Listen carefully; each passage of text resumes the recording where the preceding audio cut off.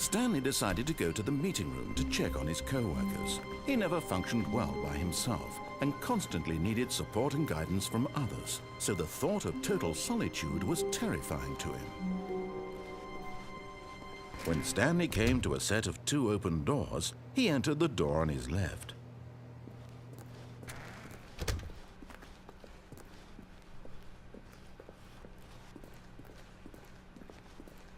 Yet there was not a single person here either. Feeling a wave of disbelief, Stanley decided to go up to his boss's office, hoping he might find an answer there. Coming to a staircase, Stanley walked upstairs to his boss's office.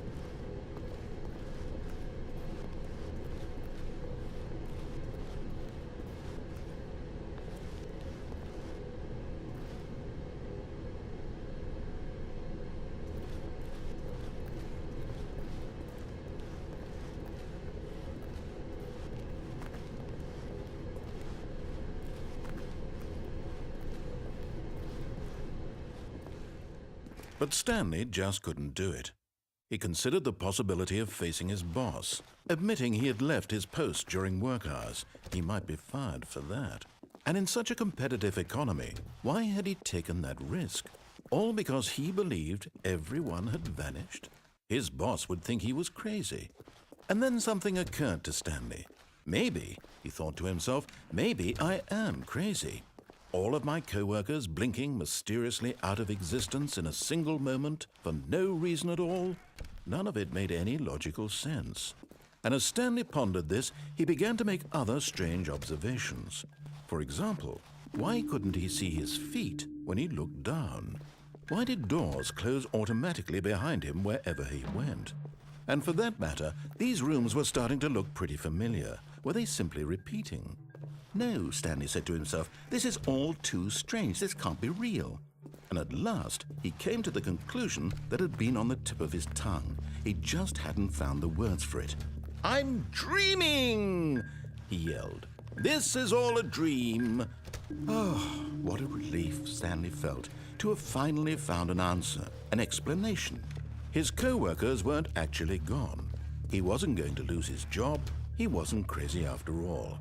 And he thought to himself, I suppose I'll wake up soon. I'll have to go back to my boring real-life job pushing buttons. I may as well enjoy this while I'm still lucid. So he imagined himself flying and began to gently float above the ground. Then he imagined himself soaring through space on a magical starfield, and it too appeared. It was so much fun, and Stanley marveled that he had still not woken up. How was he remaining so lucid? And then perhaps the strangest question of them all entered Stanley's head. One he was amazed he hadn't asked himself sooner. Why is there a voice in my head dictating everything that I'm doing and thinking? Now the voice was describing itself being considered by Stanley, who found it particularly strange. I'm dreaming about a voice describing me, thinking about how it's describing my thoughts, he thought. And while he thought it all very odd and wondered if this voice spoke to all people in their dreams, the truth was that, of course, this was not a dream. How could it be? Was Stanley simply deceiving himself, believing that if he's asleep, he doesn't have to take responsibility for himself? Stanley is as awake right now as he's ever been in his life. Now, hearing the voice speak these words was quite a shock to Stanley. After all, he knew for certain, beyond a doubt, that this was in fact a dream.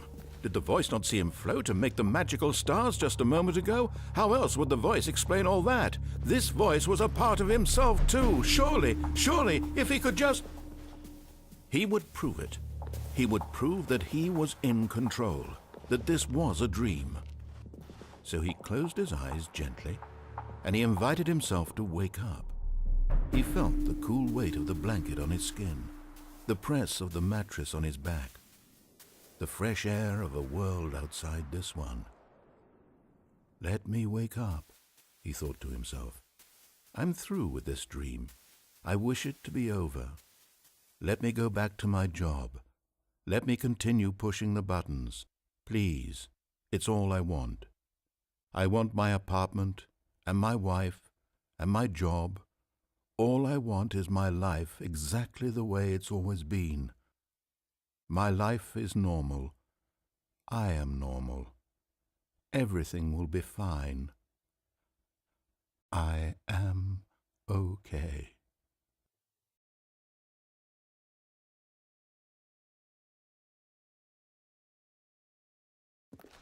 Stanley began screaming. Please, someone, wake me up. My name is Stanley. I have a boss. I have an office. I am real. Please, just someone tell me I am real. I must be real. I must be. Can anyone hear my voice? Who am I? Who am I? And everything went black.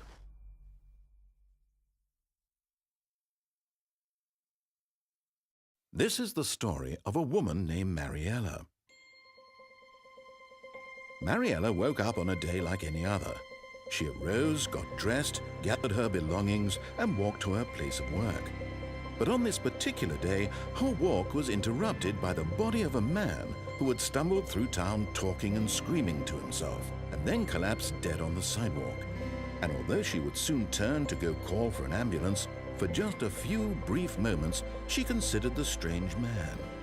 He was obviously crazy. This much she knew. Everyone knows what crazy people look like. And in that moment, she thought to herself how lucky she was to be normal. I am sane. I am in control of my mind.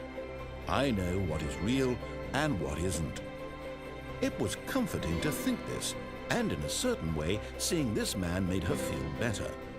But then she remembered the meeting she had scheduled for that day, the very important people whose impressions of her would affect her career, and by extension, the rest of her life. She had no time for this, so it was only a moment that she stood there, staring down at the body. And then she turned and ran.